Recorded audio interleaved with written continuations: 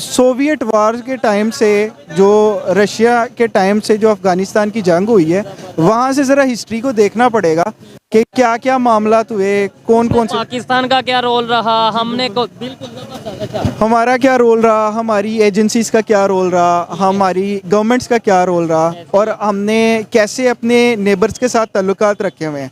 देखिए, दहशतगर्दी का सबसे बड़ा हमें ख़तरा हमारी नेबरिंग कंट्री से ही है।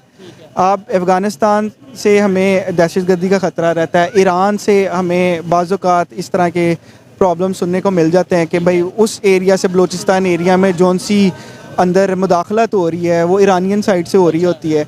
ये वाहिद शायद पाकिस्तान नहीं है जिसने ये कहा है कि हमें नेबर कंट्रीज से सिक्योरिटी का थोड़ा इशू रहता है, और वो नेबर कंट्रीज में दहशतगर्दी का इशू रहता है। ईरान और अफगानिस्तान का नाम लिया, वाहिद पाकिस्तानी जिसने इंडिया का नाम नहीं लिया। अभी डेरा इस्माइल खान में सिक्योरिटी फोर्सेस के ऊपर अटैक हुआ है, पुलिस स्टेशन के ऊपर अटैक हुआ है, जिसमें तकरीबन खबर के मुताबिक 20 से 25 जवानों की जानें गई हैं। और दूसरा, अमेरिका यहाँ पे ये क्यों कर रहा है? क्योंकि पाकिस्तान एक बहुत बड़ी आबादी है, इंडिया हर चीज़ की मार्केट क्यों है, 1.5 अरब की आबादी है, बड़ी से बड़ी कंपनी टेस्ला, इलॉन मस्क उधर जाके प्रोडक्शन प्लांट लगा रहा है, एप्पल वहाँ पे लग रहा है। आप 25 करोड़ की आबादी, 22 करोड़ की आबादी पाकिस्तान को क्या समझते हैं? नहीं, आबादी तो दुनिया के 6ठे नंबर पे बड़ी आबादी है, लेकिन इस जिहाद को सपोर्ट करते हैं। नहीं नहीं, ये देखें, ये कोई जहाद ऐसा नहीं कि जो इंसानियत की जान ले।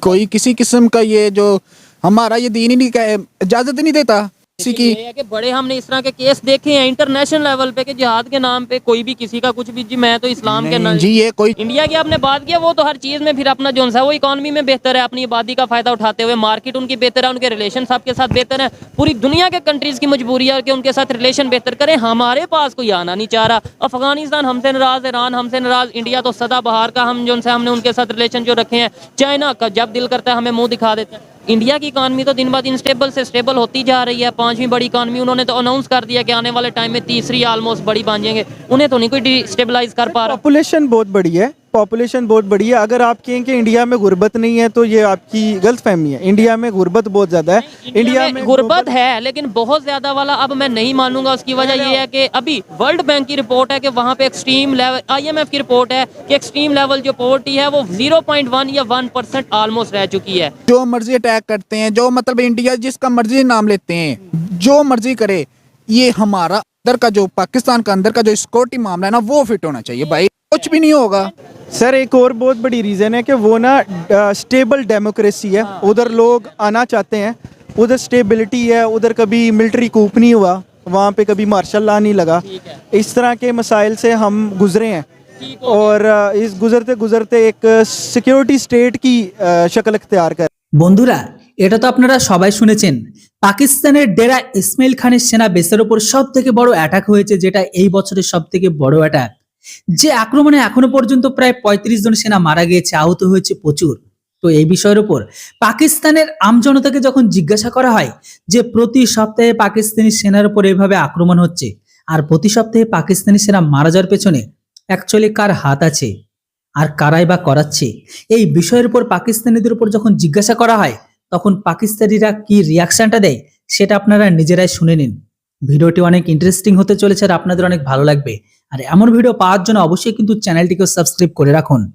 अभी आज खबर ये आई है, बड़ी अफसोसनाक खबर है कि डेरा इस्माइल खान पाकिस्तान के इलाके में, सिटी में सिक्योरिटी फोर्सेस के ऊपर अटैक हुआ है, उनकी चेक पोस्ट के ऊपर अटैक हुआ है। तकरीबन 20, 23, 24, 25 के करीब जो सिक्योरिटी फोर्सेस के जवान हैं, फौज के जो जवान हैं, उनकी जानें गई हैं। क्या कहना चाहेंगे? हर हफ्ते में, ऑलमोस्ट हर हफ्ते 10 दिन में हम देखते हैं कोई ना कोई ऐसा वाकया पेश आता है। ये कौन कर रहा है और क्या इस पे कहना चाहेंगे? सबसे पहले तो बड़ा अफसोस का इज़हार करता हूँ मैं इस बात पे, जो हमारे नौजवान शहीद हुए हैं, और हर वो कीमती जान है जो हमारी हिफाजत के लिए ज़ाया हो रही है। ये जो मामला है कि ये दहशतगर्दी हो क्यों रही है, और मामला आते हैं जो मेरी अंडरस्टैंडिंग है, जैसे अभी यहाँ से अफ़गान रिफ्यूजीज़, माइग्रेंट्स जो उनसे यहाँ से जा रहे हैं, भेजा जा रहा है, तो उसका माइट भी कोई ना कोई साइड इफ़ेक्ट आना था। और अगर हम टेररिज्म को अच्छे तरीके से समझना चाहते हैं तो हमें सोवियत वार के टाइम से, जो रशिया के टाइम से जो अफ़गानिस्तान की जंग हुई है, वहाँ से ज़रा हिस्ट्री को देखना पड़ेगा कि क्या क्या मामला हुए, कौन कौन से, पाकिस्तान का क्या रोल रहा, हमने को बिल्कुल जबरदस्त। अच्छा, हमारा क्या रोल रहा, हमारी एजेंसीज का क्या रोल रहा, हमारी गवर्नमेंट्स का क्या रोल रहा, और हमने कैसे अपने नेबर्स के साथ ताल्लुकात रखे हुए हैं। देखिए, दहशतगर्दी का सबसे बड़ा हमें ख़तरा हमारी नेबरिंग कंट्री से ही है। आप अफ़गानिस्तान से हमें दहशतगर्दी का ख़तरा रहता है, ईरान से हमें बाज़ औक़ात इस तरह के प्रॉब्लम सुनने को मिल जाते हैं कि भाई उस एरिया से, बलूचिस्तान एरिया में जौन सी अंदर मुदाखलत हो रही है वो ईरानियन साइड से हो रही होती है। तो हिस्ट्री को आप पढ़ेंगे, आप ग्लोबल कॉन्टेक्स्ट में इसको देखेंगे कि कैसे कैसे जो वर्ल्ड ऑर्डर है उसके अंदर चेंजेस आई और उसका अफेक्ट हमारे लोकल सतह पे क्या पड़ा, तो आपको क्लैरिटी मिलती जाएगी। मैं पॉइंट आउट नहीं करना चाह रहा कि ये बंदा गलत है, ये दारा गलत है। जबरदस्त। अच्छा, ये वाहिद शायद पाकिस्तान नहीं है जिसने ये कहा है कि हमें नेबर कंट्रीज से सिक्योरिटी का थोड़ा इशू रहता है और वो नेबर कंट्रीज में दहशतगर्दी का इशू रहता है। ईरान और अफगानिस्तान का नाम लिया, वाहिद पाकिस्तान है जिसने इंडिया का नाम नहीं लिया। बड़ी मुझे मतलब ये हैरत भी हुई है। अदरवाइज ईरान अफगानिस्तान का नाम ले ना ले, इंडिया हमारे जुबान में सबसे पहले आता है जी, इंडिया की तरफ से हो रहा है, रॉ करवा रहा है, ये करवा रहा है, वो करवा रहा है। अच्छा, मुझे ये एक कॉमन सेंस, मतलब एक आम सा सवाल है, आप जिहाद को क्या समझते हैं? मतलब जिहाद को सपोर्ट करते हैं? जो अभी जोन से है ना, ये मुझे ये लगता है कि जो किराए के बदमाश हैं, जो लोग हायर करते हैं अपने मकासद के लिए। अब ईरान और अफ़गानिस्तान को कौन यूज़ कर रहा है? माइट भी इसके पीछे रॉ, माइट भी इसके पीछे CIO, माइट भी इसके पीछे कोई भी इदारा हो सकता है। तो अभी ये तो जो ग्लोबल पीस है उसको, लोगों की इकॉनमी को ना ग्रो करने का एक ये तरीका है कि उधर भाई टेररिज्म ले आओ। टेररिज्म ले आओगे तो आप फैटफ की ग्रे लिस्ट में आ जाओगे, ग्रे लिस्ट से ब्लैक लिस्ट में चले जाओगे। तो टेररिज्म का उसके अंदर एक पार्ट है ना, तो हमारी इकॉनमी को डिस्टेबलाइज करने का भी एक तरीका है टेररिज्म। अच्छा, यानी कि आपके ख्याल में कि अमेरिका इस चीज़ पे पड़ा है कि भाई पाकिस्तान की इकॉनमी को किसी तरीके डिस्टेबलाइज किया जाए और इसके लिए वो ये सारी एक्टिविटीज़ कर रहा है। क्या हमारी इकॉनमी इस पोजीशन पे है, इतनी स्ट्रांग है कि कोई कंट्री ये सोचेगा कि इसे डिस्टेबलाइज किया जाए, कोई इसे मतलब सोचेगा कि इनको नुकसान पहुंचाया जाए? दूसरे नंबर पर मैंने सवाल किया था जिहाद को आप क्या कहेंगे, कि मतलब मैं लेट्स सपोज कहूँ जिहाद को सपोर्ट करते हैं, तो आप क्या जवाब देंगे? सर जी, जिहाद एक हिस्टोरिकल कॉन्टेक्स्ट में एक वो जिहाद था जो हमारे नबियों ने किया था, अंबिया का। मौजूदा दौर की बात, मौजूदा दौर के अंदर मैंने आपको उसकी मिसाल ऐसे दी है कि हम अपनी किसी भी इंटरेस्ट को बेस बना के लोगों के कहने पे कोई काम की जाने हैं और उसको साथ लेबल लगा देते हैं जिहाद का। और दूसरा, अमेरिका यहाँ पे ये क्यों कर रहा है? क्योंकि पाकिस्तान एक बहुत बड़ी आबादी है, इंडिया हर चीज़ की मार्केट क्यों है, 1.5 अरब की आबादी है, बड़ी से बड़ी कंपनी टेस्ला, इलॉन मस्क उधर जाके प्रोडक्शन प्लांट लगा रहा है, एप्पल वहाँ पे लग रहा है। आप 25 करोड़ की आबादी, 22 करोड़ की आबादी पाकिस्तान को क्या समझते हैं? नहीं, आबादी तो दुनिया के 6ठे नंबर पे बड़ी आबादी है, लेकिन यह है कि हम उसके ऊपर वर्क क्या कर रहे हैं। हमारे यहाँ पे स्किल्ड लेबर कितनी है, हम इस आबादी का, अपने इस नंबर्स का फ़ायदा कितना उठा रहे हैं as compare to India. India की आपने बात किया, वो तो हर चीज़ में फिर अपना जो है वो इकॉनमी में बेहतर है, अपनी आबादी का फ़ायदा उठाते हुए, मार्केट उनकी बेहतर है, उनके रिलेशन आपके साथ बेहतर है। पूरी दुनिया के कंट्रीज़ की मजबूरी है कि उनके साथ रिलेशन बेहतर करें, हमारे पास कोई आना नहीं चाह रहा। अफगानिस्तान हमसे नाराज़, ईरान हमसे नाराज़, इंडिया तो सदाबहार का, हम जो हमने उनके साथ रिलेशन जो रखे हैं। चाइना का जब दिल करता है हमें मुंह दिखा देते हैं। सर, आप बिल्कुल ठीक कह रहे हैं। जैसे अभी G20 इंडिया ने अपने मुल्क के अंदर करवाया, 20 जोन से मुइशत के हिसाब से अमीर तरीन मुल्क होते हैं, उनका इज्तिमा था वो।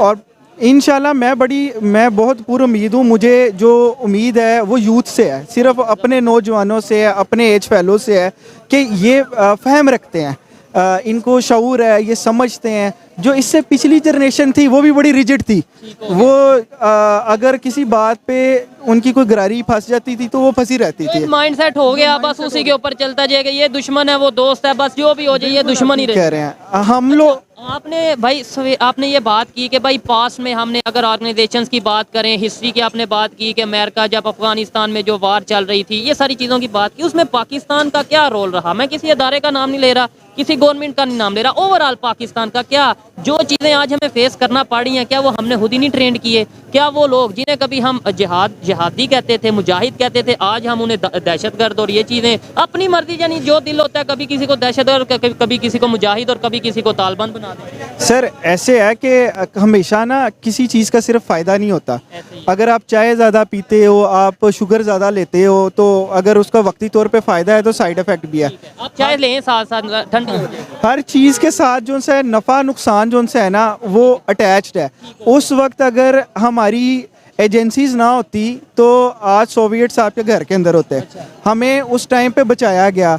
जब भी आप रेजिस्टेंस देते हो, लेकिन जब लीगल मतलब देखें ना, हमने ये जो ऑर्गेनाइजेशन है, आपको नहीं लगता कि हमने कहीं ना कहीं, बल्कि ये ओपनली चीज़ें लोग इवन हमारे पाकिस्तान के जो अदारे हैं उनके रिटायर्ड पर्सन ये कहते नजर आ रहे हैं कि भाई हमने इन ऑर्गेनाइजेशन को सपोर्ट किया, इन्हें हमने ट्रेंड किया, अमेरिका से डॉलर लिए और ऐसे तालिबान कह लें ऑर्गेनाइजेशन जो भी हैं इन्हें हमने ट्रेंड किया।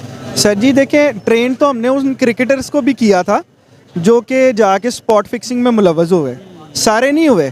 तो इसी तरह ही हमने जिनको ट्रेन किया था उसकी कोई पॉजिटिव साइड भी होगी, कोई नेगेटिव भी होगी, तो सारे ही तो नहीं ख़राब हो गए होंगे। तो इस वजह से जब भी आप कोई काम करते हो, कोई बड़ा इक़दाम उठाते हो, उसके कॉन्सिक्वेंसेस आते हैं और वो मुस्बित भी हो सकते हैं और वो मनफी भी हो सकते हैं। तो हमेशा आपको विन विन सिचुएशन नहीं होनी। इसको ही डिप्लोमेसी कहते हैं, इसी को सियासत कहते हैं। हम उतार चढ़ाव आता रहता है। एग्जैक्टली अच्छा लगा जी, देखें बात करके अच्छा लग रहा है। और यहाँ पे एक तो चीज़ें बड़ी टिपिकल हैं जो हर एक पाकिस्तानी एक आम सा क्वेश्चन का और आम ही आंसर करता है। लेकिन ये इनसे जो बात करेंगे, मुझे ये बताएं, आपने बोला कि जब किसी कंट्री की इकॉनमी स्टेबल होती नज़र आती है तो दूसरे कंट्रीज, अमेरिका नहीं चाहता कि वो स्टेबल हो, तो इसलिए इस तरह के इंडिया की इकॉनमी तो दिन ब दिन स्टेबल से स्टेबल होती जा रही है। 5वीं बड़ी इकॉनमी उन्होंने तो अनाउंस कर दिया कि आने वाले टाइम में तीसरी ऑलमोस्ट बड़ी बन जाएंगे। उन्हें तो नहीं कोई डिस्टेबलाइज कर पा रहा। पॉपुलेशन बहुत बड़ी है, पॉपुलेशन बहुत बड़ी है। अगर आप कहें कि इंडिया में गुर्बत नहीं है तो ये आपकी गलत फहमी है। इंडिया में गुर्बत बहुत ज़्यादा है। इंडिया में गुर्बत है लेकिन बहुत ज़्यादा वाला अब मैं नहीं मानूंगा। उसकी वजह ये है कि अभी वर्ल्ड बैंक की रिपोर्ट है कि वहाँ पे एक्सट्रीम लेवल, IMF की रिपोर्ट है कि एक्सट्रीम लेवल जो पॉवर्टी है वो 0.1 या 1% ऑलमोस्ट रह चुकी है। तो ये मेरे लिए तो बड़ी हैरत वाली बात है। उधर आप बाइंग पावर देख लें लोगों की क्या है, मतलब गुर्बत का यही अंदाजा होता है ना कि उनकी बाइंग पावर क्या है। वहाँ पे बड़ी बड़ी कंपनीज जा क्यों रही हैं? इसी वजह से जा रही हैं कि वो लोग अफोर्ड कर सकते हैं। हम सर एक और बहुत बड़ी रीज़न है कि वो ना स्टेबल डेमोक्रेसी है। उधर लोग आना चाहते हैं, उधर स्टेबिलिटी है, उधर कभी मिलिट्री कूप नहीं हुआ, वहाँ पे कभी मार्शल लॉ नहीं लगा। इस तरह के मसाइल से हम गुजरे हैं और इस गुजरते गुजरते एक सिक्योरिटी स्टेट की शक्ल इख्तियार कर गए। और अगर हमारे इदारे ना हों तो हमारे जो अदारे हैं, हमारी जो सी अफवाज है, उनकी कम्पेटेंसी की बेस पे ही यहाँ पे फॉरेन इन्वेस्टर चाइनीज़ आ जाते हैं। सबसे बड़ा जो सा सिक्योरिटी का थ्रेट होता है उनको वो दूर किया जाता है। और वक्ती तौर पे ये थोड़ा सारा लो टाइम है हमारे लिए, लेकिन मुझे कब से लो टाइम चल रहा है और कब तक चलेगा? मैं तो जब से देख रहा हूँ हर हफ्ते, मैं ये बिल्कुल गारंटी से बात कर रहा हूँ, ऑलमोस्ट हर 10 दिन में एक ना एक ऐसा इशू जरूर होता है जो बड़ा इशू है। बाकी छोटे मोटे इशू जो हाईलाइट नहीं